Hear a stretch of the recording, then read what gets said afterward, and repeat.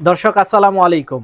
লেবাননের হিজবুল্লাহ সশস্ত্র গোষ্ঠীর প্রধান নেতা হাসান নাসরুল্লাহর অবস্থান কিভাবে ইসরায়েল জানতে পারে, এমনই একটি সংবাদ প্রকাশ পেয়েছে। হাসান নাসরুল্লাহর অবস্থান কিভাবে খুঁজে পেল ইসরায়েল, জানা গেল সেই তথ্য। দখলদার ইসরায়েলের বিমান হামলায় শুক্রবার রাতে নিহত হন লেবাননের সশস্ত্র গোষ্ঠী হিজবুল্লাহর প্রধান নেতা হাসান নাসরুল্লাহ। ফরাসি সংবাদ মাধ্যম লে প্যারিসিয়ান জানিয়েছে, ওই বিমান হামলার কয়েক ঘন্টা আগে ইসরায়েলকে নাসরুল্লাহর অবস্থান সম্পর্কে গোপন তথ্য জানিয়ে দেয় এক ইরানি গুপ্তচর। এরপরই ইসরায়েলি বাহিনী তাকে লক্ষ্য করে বিমান হামলা চালায়।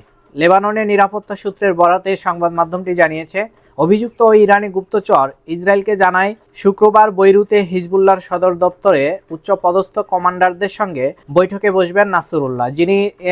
তিনি যখন মাটির নিচে অবস্থিত সদর দপ্তরে প্রবেশ করেন, তার কিছুক্ষণ পরই বিমান হামলা চালানো হয়। এতে ব্যবহার করা হয় বাংকার বিধ্বংসী ক্ষেপণাস্ত্র, যা হিজবুল্লাহর সদর দপ্তরকে ধসিয়ে দেয়।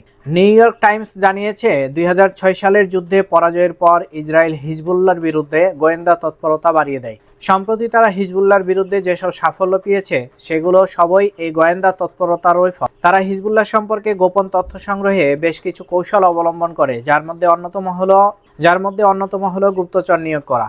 এছাড়া ইসরায়েলি সিগন্যাল গোয়েন্দা এজেন্সি এমন কিছু অত্যাধুনিক সাইবার টুলস তৈরি করে, যেগুলো দিয়ে খুব ভালোভাবে হিজবুল্লাহ যোদ্ধাদের ব্যবহৃত মোবাইল ফোন ও অন্যান্য ডিভাইসে আড়ি পাতা যেত। এছাড়া গোয়েন্দাদের নতুন দলটি তৈরি করা হয় সেনাবাহিনীর মধ্য থেকে, যেন সেনা এবং বিমান বাহিনীর কাছে তারা সেগুলো দ্রুত সময়ের মধ্যে পৌঁছে দিতে পারে। এদিকে হালাজাবের নামের এক বিশ্লেষক তিনি আল জাজিরাকে জানিয়েছেন, হাসান নাসরুল্লাহর মৃত্যু লেবাননের জন্য অত্যন্ত বেদনাদায়ক হবে। সানডে টাইমসের সাবেক সংবাদদাতা বলেন, ইসরায়েল মনে করে নাসরুল্লাহ ও তার সহকর্মী এবং কয়েকজন কমান্ডারকে হত্যা করেই তারা এই সংগঠনকে শেষ করে দিয়েছে। কিন্তু ইতিহাস এবং পূর্ববর্তী ঘটনাগুলো আমাদের দেখিয়েছে যে একজন নেতা চলে গেলে আরেকজন নেতা তার জায়গায় আসেন এবং শক্তভাবে হাল ধরেন।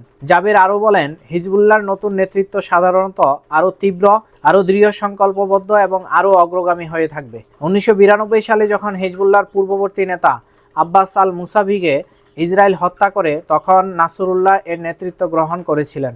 জাবেরের মতে, নাসরুল্লাহ হিজবুল্লাহকে নেতৃত্ব দিয়েছেন, সংস্কার করেছেন, পরিপক্ক করেছেন এবং একে আজকের অন্যতম শক্তিশালী সংগঠনে পরিণত করেছেন।